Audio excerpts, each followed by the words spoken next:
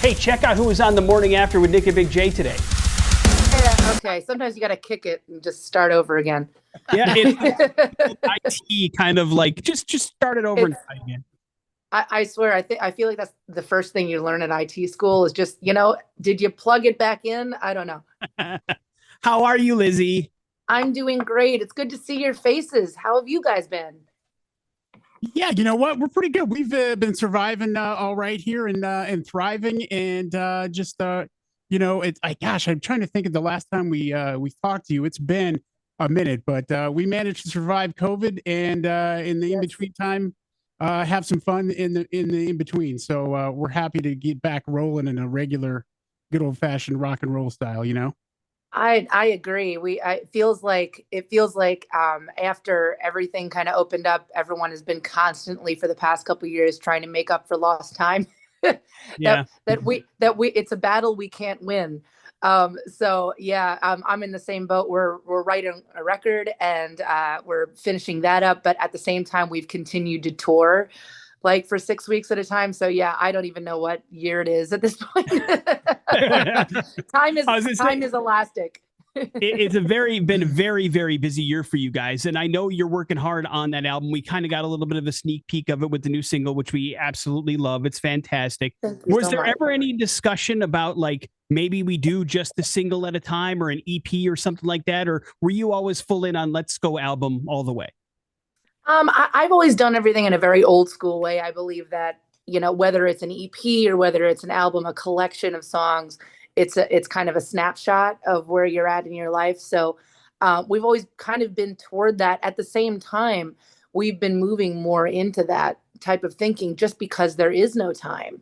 And, for heaven's sake, for this album, we have like 60 songs. And we got to narrow it down. But at the same time, a lot of it is really great. And so I'm looking forward to kind of moving in a direction where I can just kind of put out whatever I want, whenever I want, and see, just throw it, chum the water and see what happens. It's like I'm more interested in that than like everything that goes into just the promo and all the mental gymnastics that it takes to just make an album and try to make sure it's right. And then, there are things that come with me, attachments, as I should say, or as who I like to call the adults, which is label and management, and everybody who I respect their opinions so much, but a lot of cooks in the kitchen usually end up making it a longer process. So, yeah, you may see me get a wild hair in the next couple of years and just be like, I don't know, I just recorded this morning, and here you go. And that's I'm looking toward the future, and yeah. And that's the thing. You've been like the hot item these days, whether it be somebody wanting you to come out on tour with Cheap Trick or whatever, and getting collaborations and doing things with other people's albums. People want you to be a part of their songs. What is that like when you're busy trying to write an album of your own as well?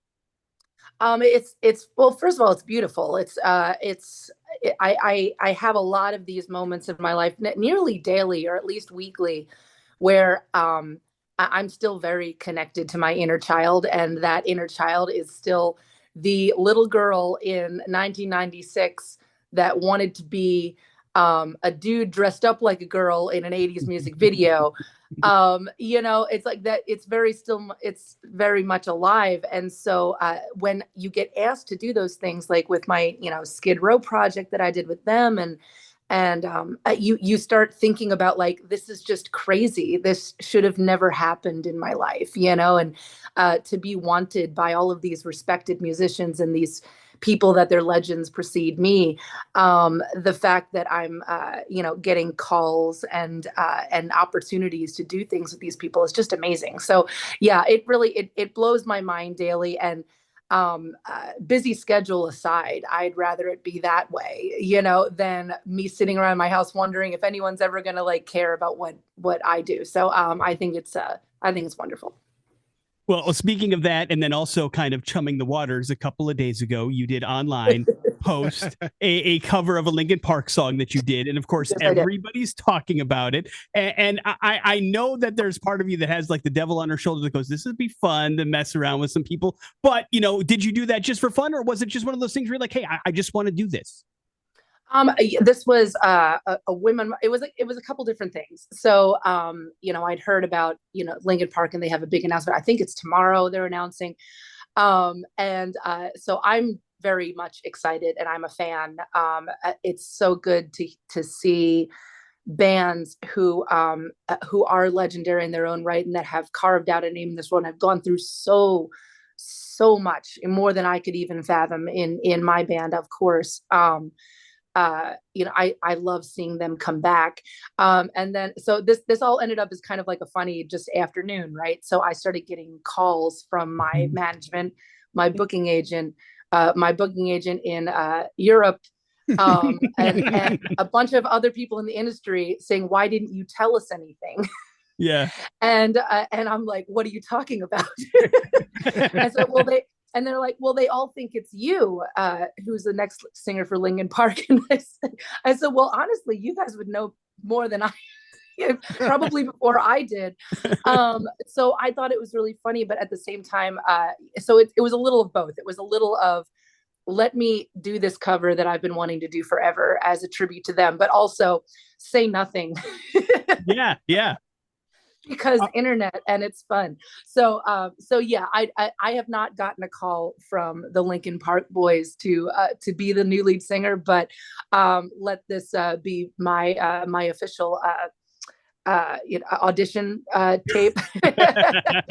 And if you need me, boys, I'm there. I love the songs and I know them. So, but yeah, I just think it's so exciting, and to be. I mean, you guys are this way. You guys are lifers. We talk a lot about this, where you have been in the business. I mean, for what, 20 some years between the two. I know with Jay, you've been doing it for over 20 years, and there's a reason why you guys are still here and doing this, right? It's because of the love of it. It's because you're a fan. So anytime a band is like, hell yeah, we're going to come back and we got new stuff to show you, I'm all for it. So it's just, like I said, I'm a fan and wishing them all the best. I want to come see a show. So get me tickets, guys. Come on. Speaking of that, we've got a great show with you coming up October 8th at the Revolution Concert House and Event Center. You guys, Halestorm in Montana. So we're really looking forward to that. And it's been a minute, and we've known about that show, probably for like almost a year, but we couldn't wait to announce it. So getting you back here is going to be phenomenal, because you do have a lot going on, and seeing that show is just going to be phenomenal. Oh, it's going to be so much fun. I can't wait to see everybody's faces. I mean, Boise has owned our hearts since like 2005, when for some reason they allowed 4 crazy kids to open up for first of 4. I think it was like with Shinedown and See that it was the first time we ever got to play, and everybody just embraced us with open arms, and so we're ready to bring it back. We got a lot of crazy stuff in our set right now that we're moving in, also moving out, because we like to, keep everything fresh. And so there's going to be a lot of crazy surprises for everybody. And this is one of those shows, I think, that's kind of like a special kind of occasion, because you're popping in for Aftershock. You happen to be in the area. And so I imagine it just makes the schedule that much busier when you have these one-off kind of things, but it makes it fun too, I'm sure. Oh, of course. It's something that we try to do because, the fortunate and what we call champagne problems, the fortunate and unfortunate thing that happens when a band is growing and a band gets bigger is that there are certain areas that get missed, especially considering that it's not just us planning all of these things. I mean, we have a full closet full of monkeys with darts and maps, and and there's promoters and everybody that goes through this. So any opportunity that we get to play in areas that we haven't gotten to in a long period of time, we want to. We're actually, my guitar player Joe and I are scheming. We're going to do this kind of almost throwback VH1 Storytellers MTV Unplugged tour in January, where we're going back all across the country to like venues like the Machine Shop, places that where we can't necessarily fit the entire production in, and just do something really special for everybody. So we like to do those things, and it's selfish for us because we want to see all you guys. So. Yeah. What's the timeline on the new album? You guys were working on this, of course. We have the new single, but what can we expect as far as the whole thing? Because when it got "Can You See Me in the Dark," the stream that they sent out that you get to listen to beforehand, I listened to it like 8 times in a row. I was like, oh my God, I can't believe how good this is. We couldn't wait to play the song. So we can't wait to hear the rest of the album. Thank you so much. And me too. We'll be getting everything, like final wrap ups are in the beginning of December. And so we'll be wrapping that up, and then literally we'll probably be pushing something out a little sooner than that, hopefully. But all best laid plans, as you know. But yeah, so I'm really excited. I'm ready for it to be done. It's been a really crazy whirlwind making it. We ended up going in with Dave Cobb, our producer, and it's something completely different than what we've ever had. We literally rolled in with all of our baggage, all of our songs, our riffs, the whole thing, and he's like, no, we're not going to do any of that, we're just going to start. And I'm like, what? There's no plan. What's happening? And it's kind of beautiful because all of us are very ADHD, and we're locked together in this house in Savannah, Georgia, which, if you've ever been to Savannah, Georgia, there's no scene. It's a spooky, historic town with a lot of Spanish moss. And we're locked in, literally, I'm saying locked because we locked the doors. We're locked in this house full of every piece of equipment you could ever need. It's all set up. The board is there, everything. And we're all unsupervised. Which I can't tell you the last time that has happened making an album, probably, since the first record, we were all living in an apartment together. So all of our inner children are screaming, and we're all just getting into the sandbox and playing. Hey, I brought some Legos. You brought, a rocket. Let's see if we can get it to space. And so all of this stuff has really been coming together in such a weird and organic way. To the point that it's very much peeling back the onion of what is Halestorm. My brother and I have had many moments while making this record where we look at each other and we're like, this reminds me of like when we were 14, like what we were, it's just wild. So I'm very excited for everyone to hear it, and I'm excited for it to be done. And so hopefully we wrap it up in December and get it the hell out of my house. Now, that being said, this process being so different and maybe kind of a throwback, was it one of those experiences where like, wow, this really helped with the creativity and songwriting? Or is it one of those where you're like, hey, we did that. All right, we did that. What's let me go back to the traditional way. I think that the beautiful the big lesson, I think, in the front of the race here, that has been answered, is that usually the weirdest ideas are the best. And sometimes it's the things that you don't think are very good that everyone collectively is like, no, that's actually great.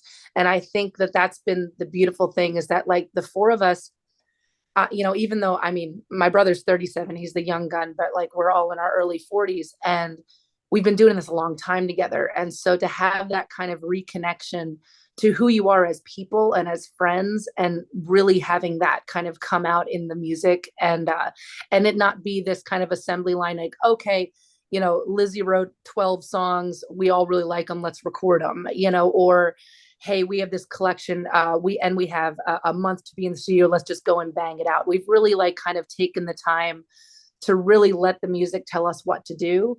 And honestly tell our, let our weird brains tell us what to do, because we're all terrible adults, and I think that we were never meant to be. And so it's been nice to just kind of have the freedom to do whatever the hell we want, and then worry about the consequences later. Well, we are geeked to have you guys come back. We're excited for October 8th. We cannot wait to see you guys in concert again. And we will be there front and center, and we're going to have some fun that night for sure. But thank you very much for spending some time with us and kind of getting a little bit of one-on-one time. We always appreciate that. And travel safe, and we'll see you soon, Lzzy, okay? Absolutely. Thanks so much, guys, for taking the time for me. And we love you so much. Thanks for holding the flag so high for so many years. We've all been doing this. We've survived a lot of the music business, and we've lived to tell the tale. Happy to do it. You guys make it easy. Thanks. Best of the boys, too. Say hi for us. I will. Thanks, guys.